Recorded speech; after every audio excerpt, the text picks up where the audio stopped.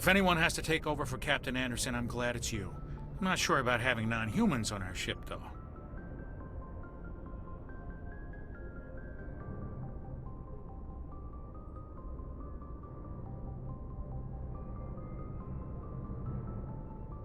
I'm in charge here, Presley. I decide if we have non-humans on this vessel. Yes, ma'am. Understood, ma'am. Speak freely, Presley. I want to know if you have a problem with non-humans. It's not that, Commander. Humanity has always handled its own problems. Saren attacked one of our colonies. We should be the ones to stop him. We don't need their help. This is bigger than humanity. Saren's a threat to every species in the galaxy, and I'll welcome anyone who wants to help me bring him down. I guess so. Maybe I'm just stuck in the old ways of thinking. But don't worry, Commander. This won't be a problem. How did you end up assigned to the Normandy? I signed up with the Alliance as a navigator right out of school, following in my grandfather's footsteps, I guess. My first posting was on the Agincourt. We were at Elysium during the Skillian Blitz. A massive fleet of alien raiders hit the colony, trying to wipe it out. They had the numbers, but their ships were no match for an Alliance frigate. It was a slaughter. We couldn't even keep track of how many ships they lost. How'd you end up on the Normandy? I got my officer's commission after Elysium. Must have made an impression on the right people. Captain asked for me when he was picking his crew. Carry on, Presley. Yes, ma'am.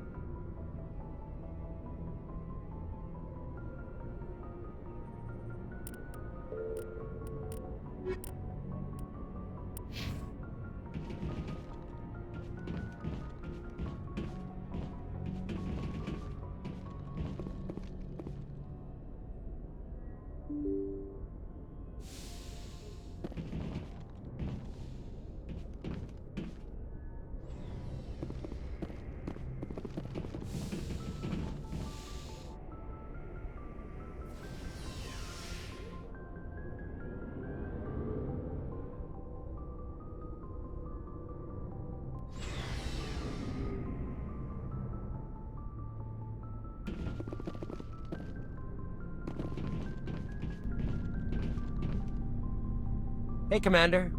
Looking for some extra supplies before you head out? What have you got? Whatever you want. Armor, weapons, mods. It's not standard Alliance issue, but that's not necessarily a bad thing. Well, as long as you don't mind paying for it.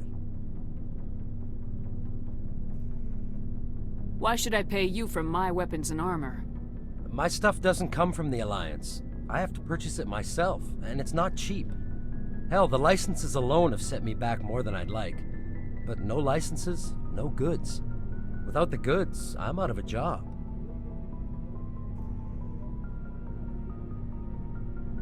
What are licenses? Why do you need them? Manufacturers sell licenses. Each license allows me to buy and sell a certain brand of products. I already have several basic ones, but you'll need to buy more if you want me to bring in different brands. Many of the best licenses are hard to get, but they're well worth the cost if you can find them.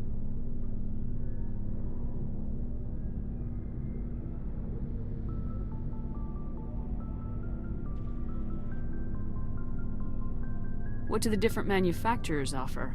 There are too many for me to keep track of, but each license will explain what it's good for.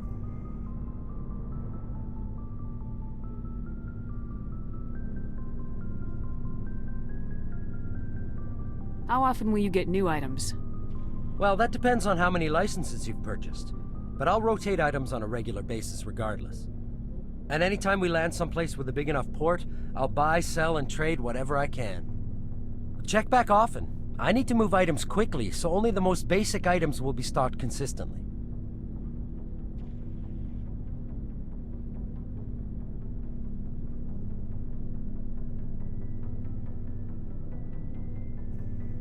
Not right now, thanks.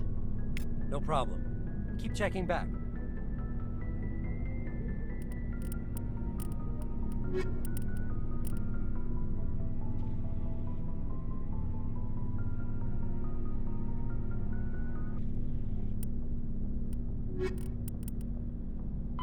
Biotics is the ability of rare individuals to manipulate dark energy and create. Omni tools are handheld devices that combine a computer microframe, sensor analysis pack, and manufacturing fabricator. Versatile and reliable, an Omni tool can be used to analyze and adjust the functionality of most standard equipment, including weapons and armor, from a distance. The fabrication module can rapidly assemble small three-dimensional objects from common reusable industrial plastics, ceramics, and light alloys. This allows for field repairs and modifications to most standard items, as well as the reuse of salvaged equipment. Omni tools are standard issue for soldiers and first-in colonists.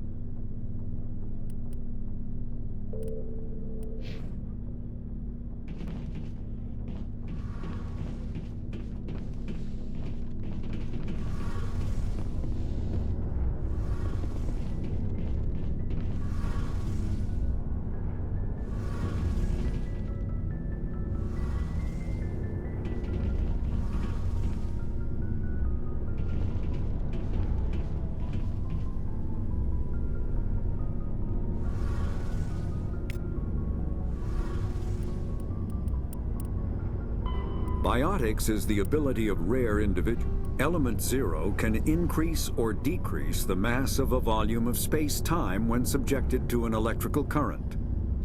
With a positive current, mass is increased. With a negative current, mass is decreased. The stronger the current, the greater the magnitude of the dark energy mass effect. In space, Low-mass fields allow FTL travel and inexpensive surface-to-orbit transit. High-mass fields create artificial gravity and push space debris away from vessels. In manufacturing, low-mass fields permit the creation of evenly blended alloys, while high-mass compaction creates dense, sturdy construction materials. The military makes extensive use of mobility-enhancing technologies, with mass effect utilizing fighting vehicles standard frontline issue in most military forces. Mass effect fields are also essential in the creation of kinetic barriers or shields to protect against enemy fire.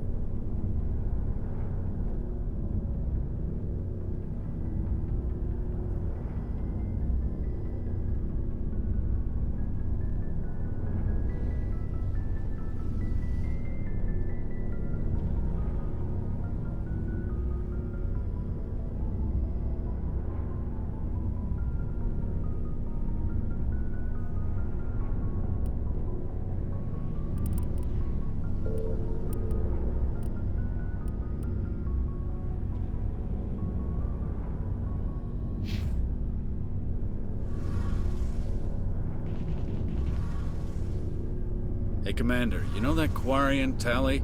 She's been spending all her time down here asking me about our engines.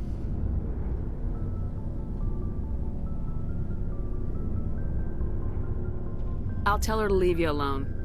What? No, she's amazing. I wish my guys were half as smart as she is. Give her a month on board and she'll know more about our engines than I do. She's got a real knack for technology, that one. I can see why you wanted her to come along.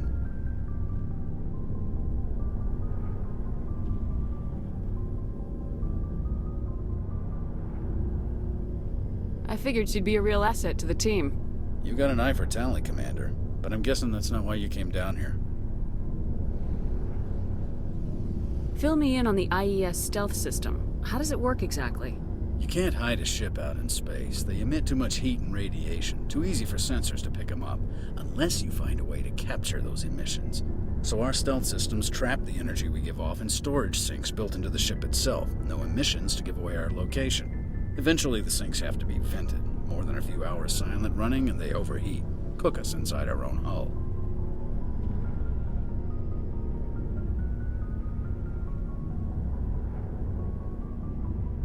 There's no way for anyone to detect us?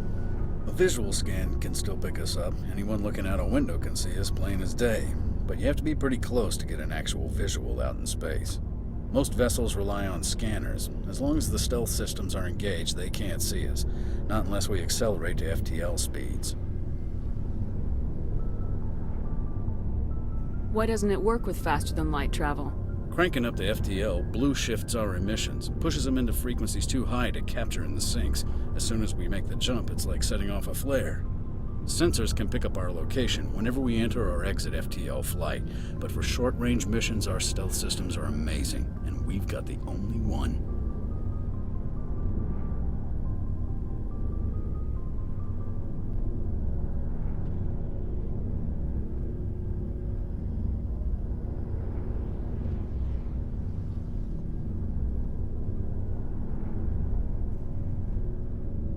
Where else have you served, Adams? If you name a class of Alliance ship, I've probably served on it. Everything from dreadnoughts and carriers right down to frigates like the Normandy.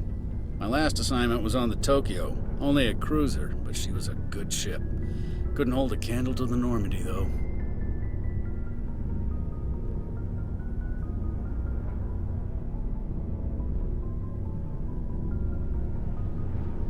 I want to know more about the Normandy. She's the best ship I've ever served on, probably the fastest vessel ever designed, and she's the only one using the new Tantalus drive core.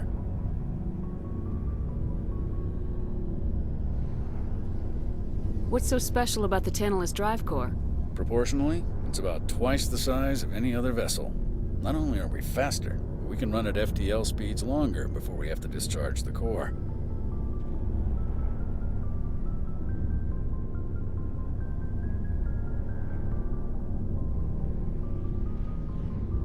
Carry on, Adams.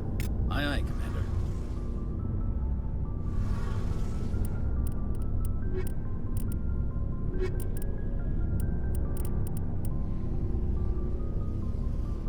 Faster-than-light drives use element 0 cores to reduce the mass of the ship, allowing higher rates of acceleration. This effectively raises the speed of light within the mass effect field, allowing high-speed travel with negligible relativistic time dilation effects. Starships still require conventional thrusters, chemical rockets, commercial fusion torch, economy ion engine, or military anti-proton drive, in addition to the FTL drive core. With only a core, a ship has no motive power. The amount of EZO and power required for a drive increases exponentially to the mass being moved and the degree it is being lightened. Very massive ships, or very high speeds, are prohibitively expensive.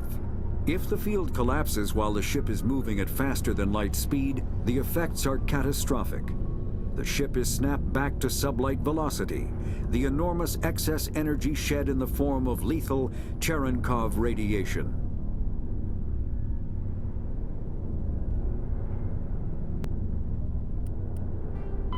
Faster-than-light drives use element 0 cores to reduce the mass of the ship. Larger warships are generally classified in one of 4 weights. Frigates are small, fast ships used for scouting and screening of larger vessels. Frigates often operate in wolf-pack flotillas. Cruisers are middleweight combatants, faster than dreadnoughts and more heavily armed than frigates. Cruisers are the standard patrol unit and often lead frigate flotillas. Dreadnoughts are kilometer-long capital ships mounting heavy, long-range firepower. They are only deployed for the most vital missions. Carriers are dreadnought-sized vessels that also carry large numbers of fighters. Smaller vessels are almost exclusively used in a support role to the warships during combat. Fighters are one-man craft used to perform close-range attacks on enemy ships. Interceptors are one-man craft optimized for destroying opposing fighters. The Normandy is a prototype starship developed by the Human Systems Alliance with the assistance of the Citadel Council. It is optimized for scouting and reconnaissance missions in unstable regions using state-of-the-art stealth technology. For most ships, the heat generated through standard operations is easily detectable against the absolute zero background of space. The Normandy, however, is able to temporarily sink this heat within the hull. Combined with refrigeration of the exterior hull, the ship can travel undetected for hours or drift passively for days of covert observation. This is not without risk. The stored heat must eventually be radiated, or it will build to levels capable of cooking the crew alive. Another component of the stealth system is the Normandy's revolutionary Tantalus drive, a Mass Effect core twice the standard size. The Tantalus drive generates mass concentrations that the Normandy falls into, allowing it to move without the use of heat-emitting thrusters.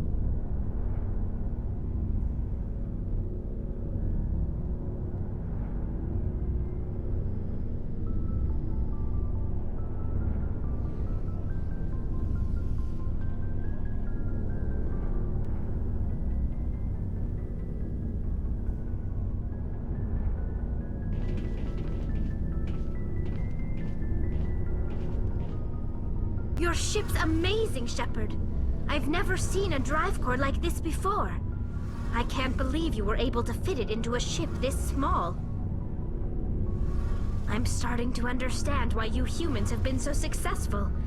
I had no idea Alliance vessels were so advanced.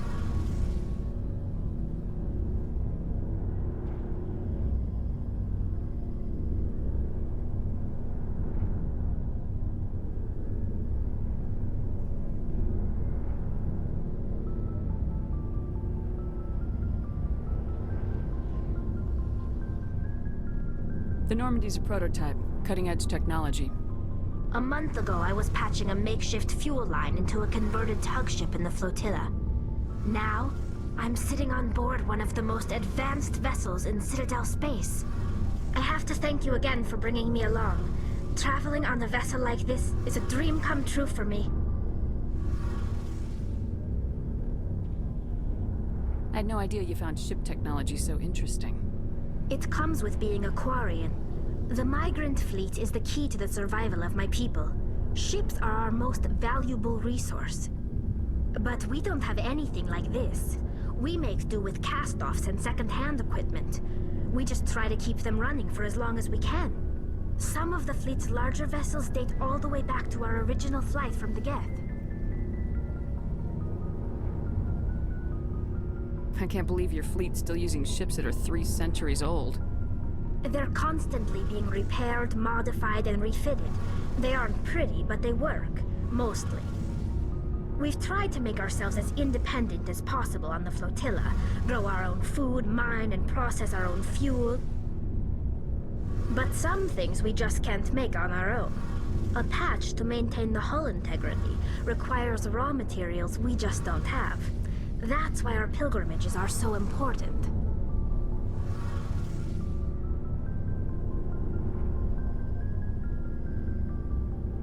I want to know more about the pilgrimage. When my people reach maturity, we leave our birth ships and seek acceptance with a new crew. It's necessary to maintain genetic diversity among the fleet. But no ship wants to accept someone who will be a burden on them. So, to prove our worth, we embark on a pilgrimage. We set out alone, leaving the flotilla and our families behind us. We only return once we have found something of value we can bring back to the fleet. This is presented as a gift to the captain of the respective ship we wish to join. If the gift is accepted, we are welcomed into the crew.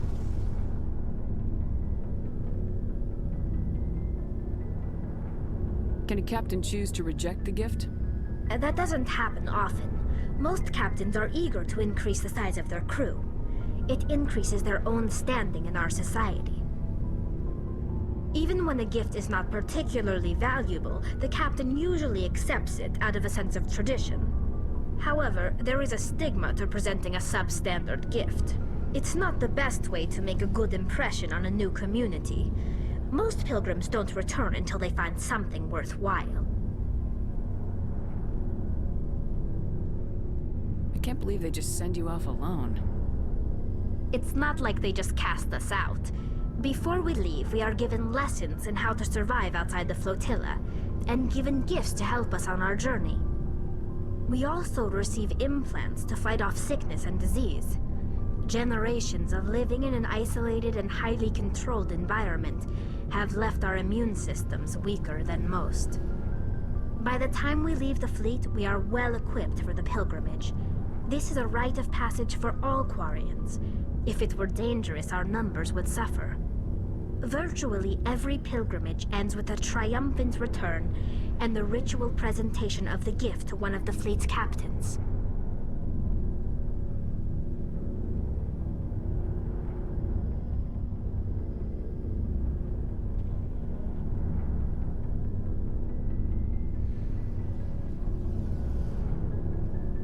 I want to talk about something else. Like what? Tell me about your people. Our lives aren't easy. Resources are scarce, and we are constantly on the move. Everything we do must in some way contribute to the continuation of the migrant fleet. There are 17 million Quarians in the flotilla, and each of us relies on the others for survival. The bonds among my people are strong. Unfortunately, we have had to surrender many of the freedoms and civil liberties other species take for granted. What kind of freedoms? Well, it's illegal for parents to have more than one child. If our population grows too much, it would strain our resources to their breaking point. Of course, we also can't allow our numbers to become too few. If our population is in decline, the rule against single births is temporarily repealed. In extreme cases of population decline, incentives are even offered to encourage multiple births, though the Conclave hasn't had to take such measures in nearly a century.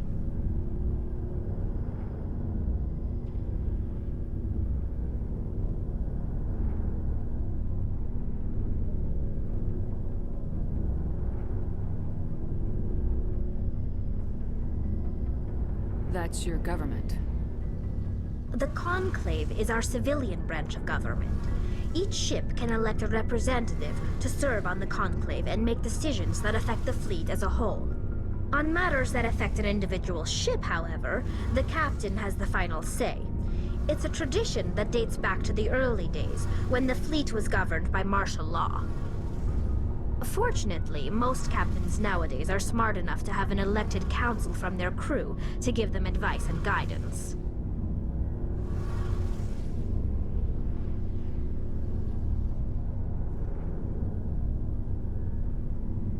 So the ultimate power rests with elected officials? In practice, the Conclave and the respective council for each ship tend to set the rules that govern our daily lives. But in theory, we are still under military jurisdiction. The 5 top-ranking military officials in the fleet serve on the Admiralty Board. These 5 have the power to overrule any decision by the Conclave in case of emergency. To do so requires unanimous agreement among the Admiralty, and they can only do this once. After that, the entire board must resign their posts. It's a safeguard that served us well. In nearly 3 centuries, the Admiralty Board has only overruled the Conclave 4 times.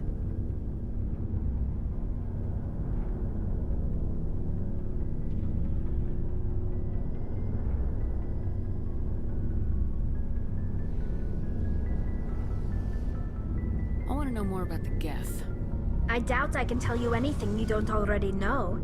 It's been almost 3 centuries since they drove my people into exile. All I know is the story of their origins, what they were when we created them, and how they turned on us. Interesting. The Geth were originally created to serve as an automated manual labor force. Initially, their intelligence was as limited as any VI. Over time, we made small modifications to their programming to allow them to perform more varied and complex tasks, bringing them closer and closer to true AI status.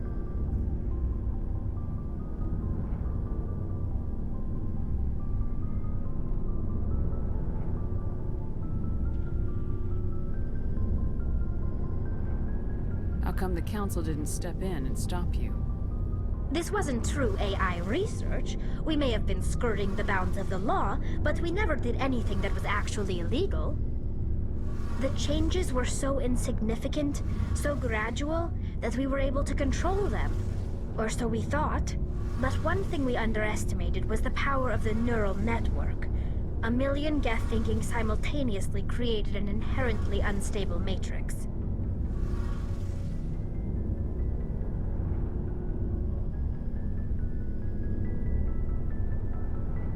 So the Geth share brainpower?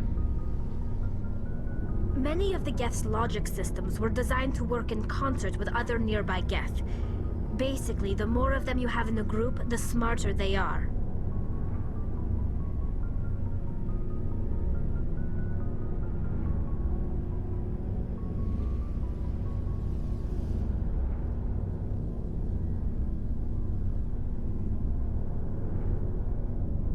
So there's some sort of group consciousness?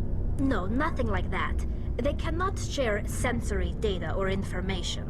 Their programming cannot handle that much simultaneous input. Each Geth maintains an individual awareness and identity. The neural network only operates on a process-based level. It's basically the synthetic equivalent of a subconscious. But when they're in close proximity, they can coordinate low-level functional processes, freeing up more capacity for original or independent thought.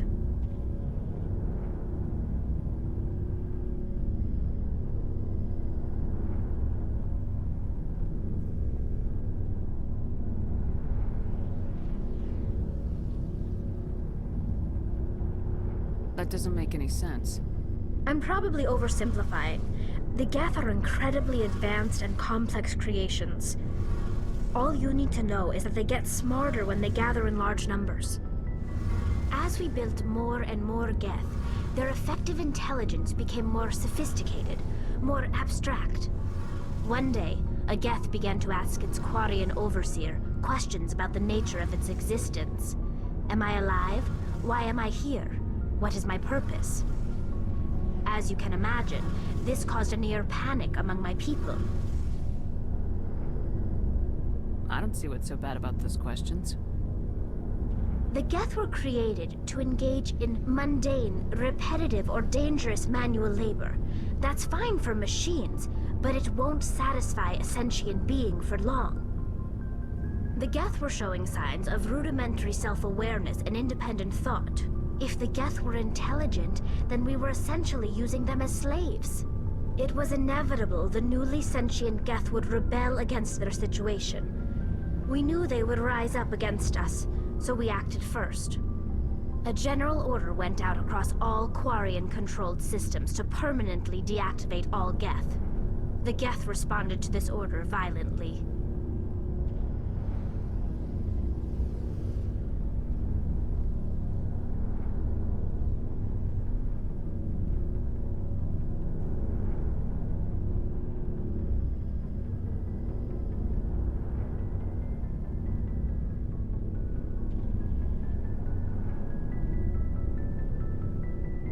Hey, you can't blame them for fighting for their survival. We had no other choice. The Geth were already on the verge of revolution. By acting quickly, we had a chance to end the war before it began. The hope was that most of the Geth would still be little more than machines, incapable of organized resistance. But they had progressed much further than anyone anticipated. The war was long and bloody. Millions upon millions of Quarians died at their hands. In the end, we were forced to flee our own homeworld. We feared the Geth would pursue us, but they never came beyond the Veil. Now we drift through space, exile searching for a way to reclaim what was once ours.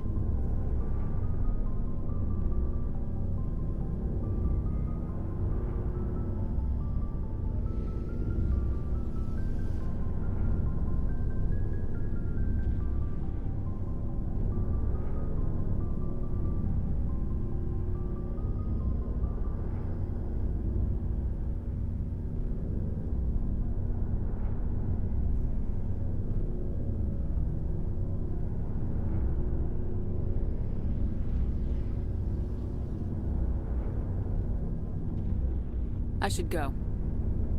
See you later.